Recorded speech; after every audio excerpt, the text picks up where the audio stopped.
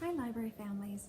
It's Kathleen here from the Bozeman Public Library in the children's section, and I'm here today for a family story time all about imagination. And I chose imagination because coming this Saturday, starting this Saturday through the rest of the month at Story Mill Park, Random Acts of Silliness is putting on a fun display about imagination for families to visit. And it's called Menagerie of the Imagination. And you can go anytime the park is open, which is 5 a.m. to 11 p.m., starting this Saturday. And I'm not sure what to expect, but here's a little screenshot from their website. You can go to Random Acts of Silliness in Bozeman and get more information. So what is imagination? Well, I think of it as in our minds, we dream up our own worlds. We have people having conversations, animals having conversations, all the things that we might not see or experience with our senses right in front of us, but things that our mind can make up. And imaginary play is so much fun for kiddos, and it's really important for their development. So parents and caregivers continue to encourage your kids to do imaginary play. It'll serve them well throughout their life. My first book today is called The Biggest Story. Look at that. This is written by Sarah Coyle and illustrated by Dan Taylor. And let's start our book. This is a fun book. Thanks to Kane Miller Publishing. Errol's mom told the best stories. They were always fun and exciting. So one afternoon when there was nothing to do, Errol knew a story was just what he needed. Unfortunately, there was a plumbing problem. "Sorry, Errol," his mom said. "This pipe won't fix itself. Why don't you go think up a story instead?" Errol blinked in surprise. Then he shook his head. "I can't tell a story. I don't know how." "I bet you can," said his mom. "Just have a go." Out in the garden, Errol tried to think hard of a story, but Star Jumps didn't shake any ideas out, and standing upside down for a full minute only made his ears hurt. He was so busy thinking he didn't notice the ants. Until, "Psst," said the biggest ant.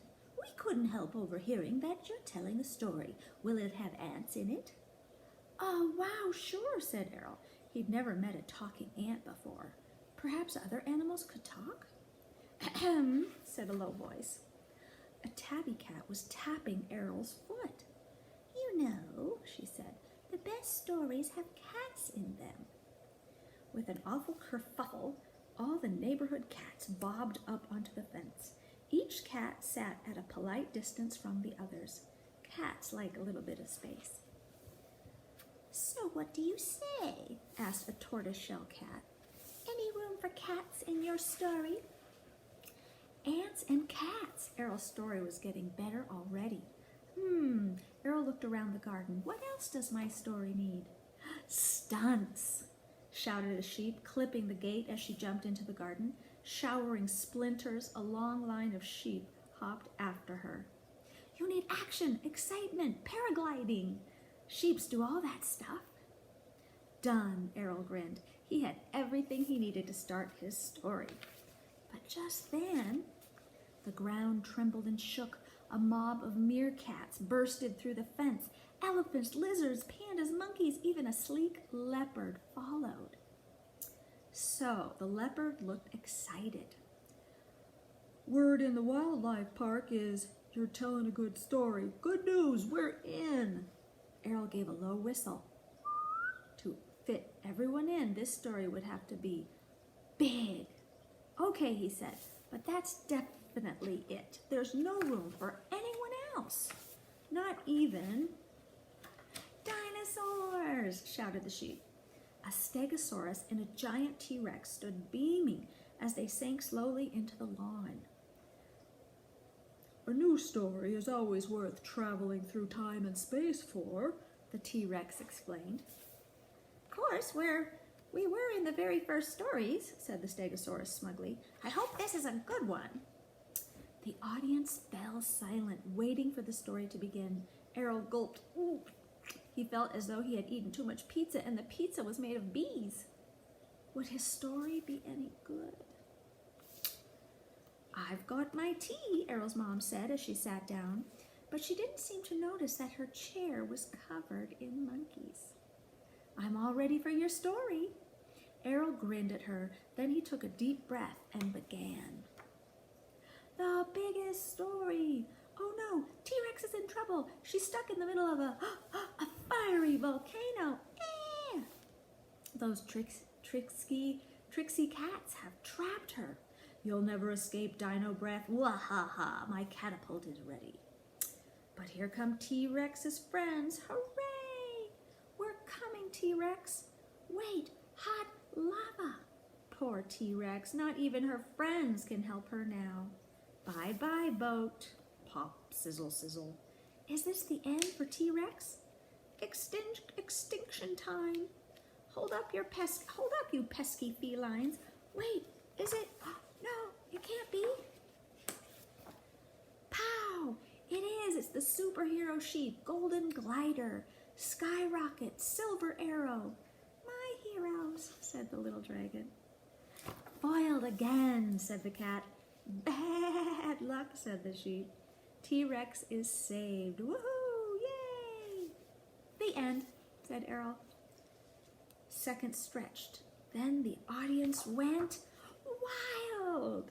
Animals cheered and roared and stomped. Dinosaurs danced. Ants somersaulted. Cats purred louder than lawnmowers, and sheep ping-ponged across the lawn. Errol's mom pulled him into a huge hug. That was the best and biggest story I have ever heard, she cried. Much better than any of mine.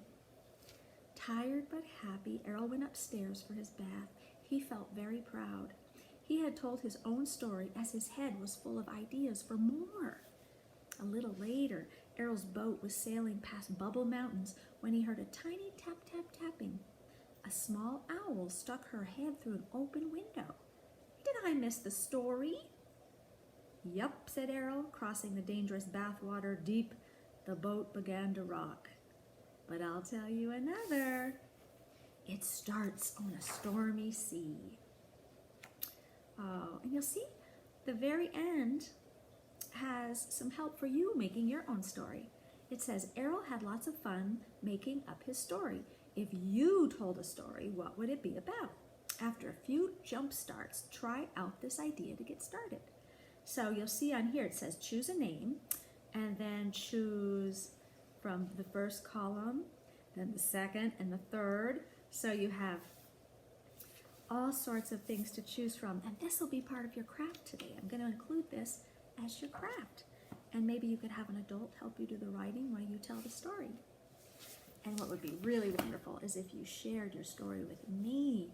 It'd be great if you emailed it to me or put it in the as an attachment in the Facebook comment area of this video.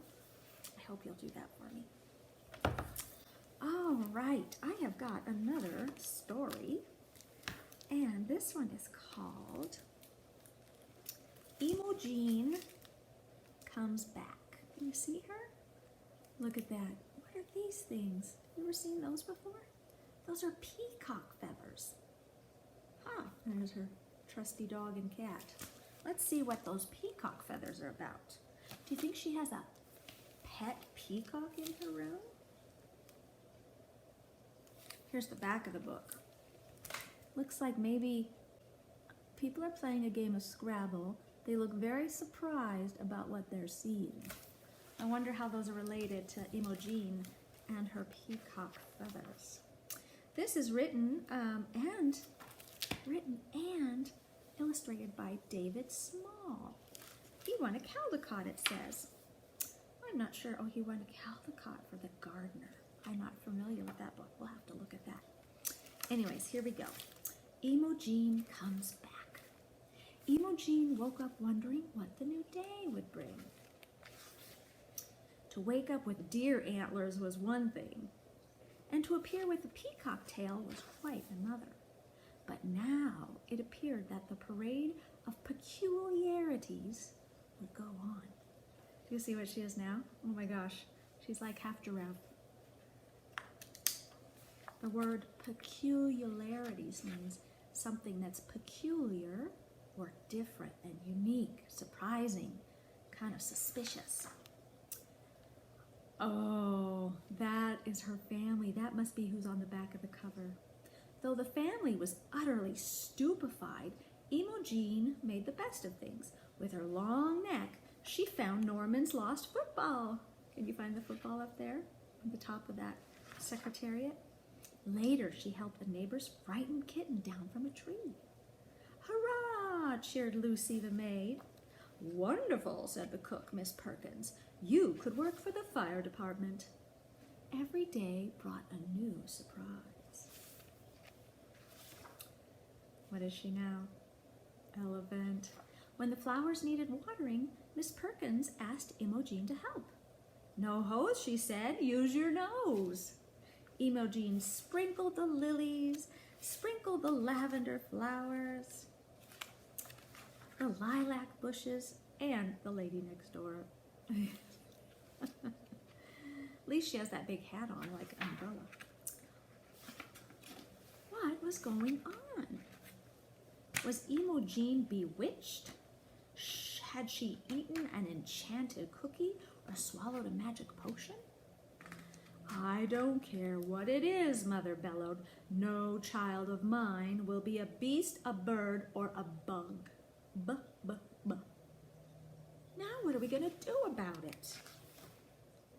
Donate her to the zoo, suggested Uncle Alphonse. Send her to art school, offered her father. Enough, enough, Mother howled. Then, thud. She fell over. Why do you think she fell over? Maybe she just saw her as a butterfly and just fell over. The next day at breakfast, Father drummed on the table while his eggs slowly turned cold. Uncle Alphonse gnawed at his fingernails. Mother dabbed at her forehead and twisted her hanky into knots. And Norman, that must be her brother, had his camera ready. What would Imogen be today? But there she was, Imogen, her nose, her face, herself, once more. Look how excited her family is. Her dad has his toast in his mouth. Everyone rejoiced. They celebrated, they were happy, especially her mother. Until suddenly, ping! Uh-oh, what happened to her mother? She grew antlers. They look like moose antlers. And she fainted. Oh, that is such a silly story. But boy, did she use her imagination to come up with how to be all those animals. We didn't really talk much about biggest story yet, but do you remember how creative Errol got? He just created with his imagination all these wild things happening with the ants and the cats. My favorite was the sheep who did stunts like paragliding in, and then the dinosaur in the volcano. Your imagination is such a gift to you, and it will serve you for the rest of your life. So I hope you can use it as often as you can, imagining stories, imagining art you want to create, or music. It's such a wonderful thing to have an imagination. So if you'd like to pick up at the library this little story helper that we had, remember this? It'll help you write a story, or you can just make one of your own at home. I'll put up that slide again for you to see what's on it at the end, so you can really look closely at it, and maybe the adult in your house can make you a similar little piece of paper.